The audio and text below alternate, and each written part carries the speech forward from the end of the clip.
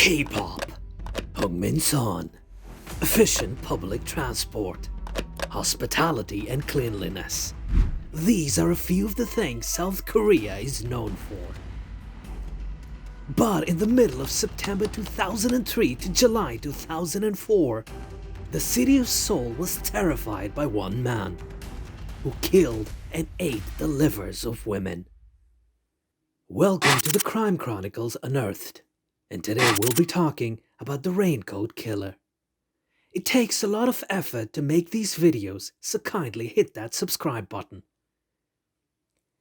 In the early 2004, a few massage parlor owners noticed that their female workers were disappearing one by one. They contacted police for it, but there wasn't any evidence of why the women kept on missing, so nothing was done. There were no family complaints either, as the majority of the working people in the region live an isolated life. Days went on and the women kept on disappearing. But then on one fine day, a massage parlor owner received a call from a man requiring massage services. Everything seemed normal until he saw the name being displayed instead of the number, Han Mi-ok. It was the name of his last employee who had disappeared. Right after hanging up the call, he dialed the police straight away. And then a successful operation was held to fool the caller into a meeting. A man named young-chul was caught.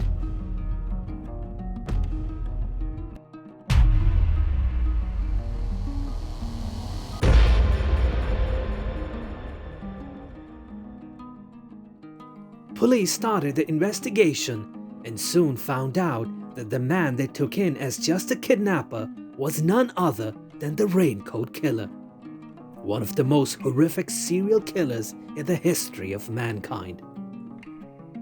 He was the reason why the entire city of Seoul was scared to death. He didn't only admit to killing more than 20 women, but also took authorities to places where he had buried them.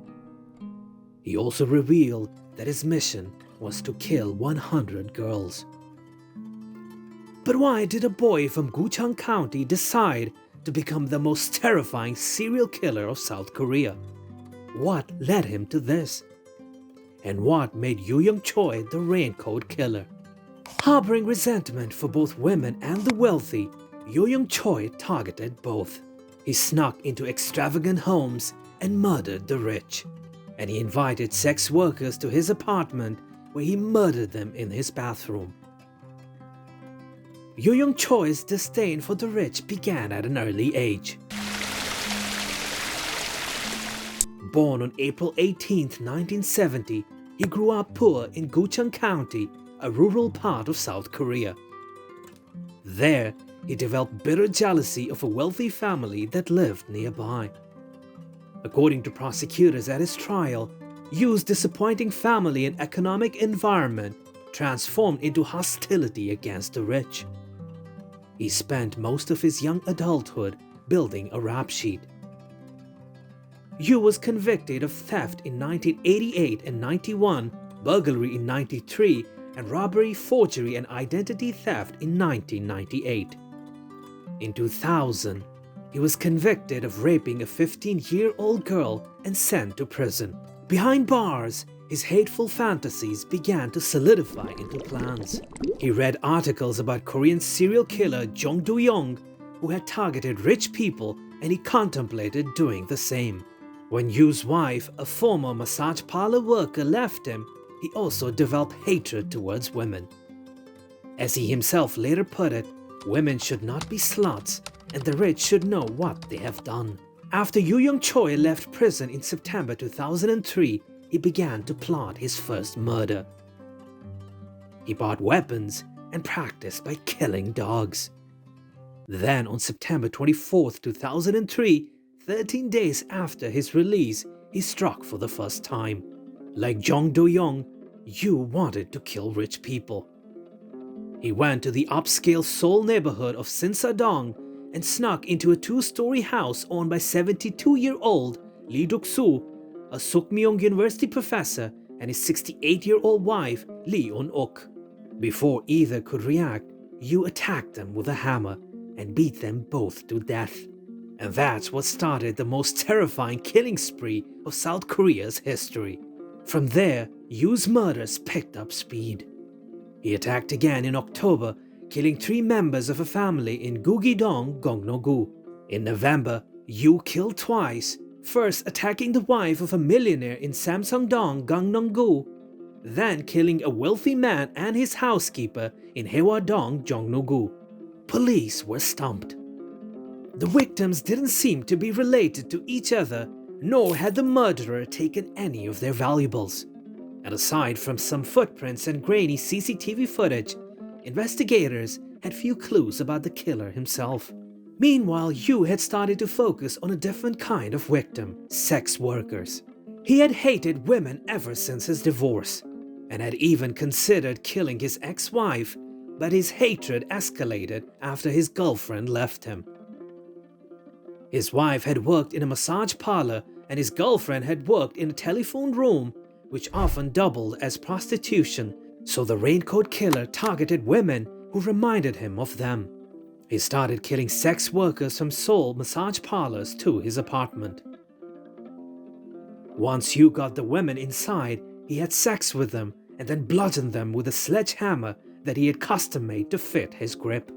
After mutilating their bodies, Yu used axes, knives, and scissors to cut his victims into 16 to 18 pieces. He tore off their fingertips to hinder identification and stuffed their remains in garbage bags, which he buried on a mountain. According to Yu, he sometimes even ate parts of his victims. He said he believed it would cleanse his spirit. Yu kept on killing, and the police kept on chasing. As their suspicion intensified, Yu made a fateful error. He used one of his victims' phones to call a massage parlor. The owner immediately recognized the number as belonging to a missing girl and notified the police. Once the police had Yu in custody, they got more than they bargained for, in more ways than one. Young-chul, who considered himself a smart person and claimed to have a 140 IQ, faked an epileptic fit and managed to escape for 12 hours. Upon his second arrest, Yu confessed to all of his crimes to the stunned police. He also agreed to lead the police to the bodies of his victims. Because he wore a yellow raincoat during this expedition, the media swiftly dubbed him the Raincoat Killer. Though Yu later said he was sorry for what he had done, he also said that he would have kept on killing if he hadn't been caught. He even admitted to killing random people who were neither sex workers nor the very wealthy. In all, he confessed to killing more than 20 people. In December 2004, Young-chul was convicted of 20 homicides and sentenced to death. But since South Korea has a hold on executions, he's currently serving time at the Seoul Detention Center. Young-chul's long, violent, and varied murder spree shocked South Koreans. His exploits were even depicted in the 2008 film The Chaser, and are the subject of a 2021 Netflix documentary called The Raincoat Killer: Chasing a Predator in Korea. In reality, he only targeted the weak. He went after older adults during the day when he knew they'd be at home and murdered women who existed on the fringes of society. He killed not to change the world, but to lash out at it.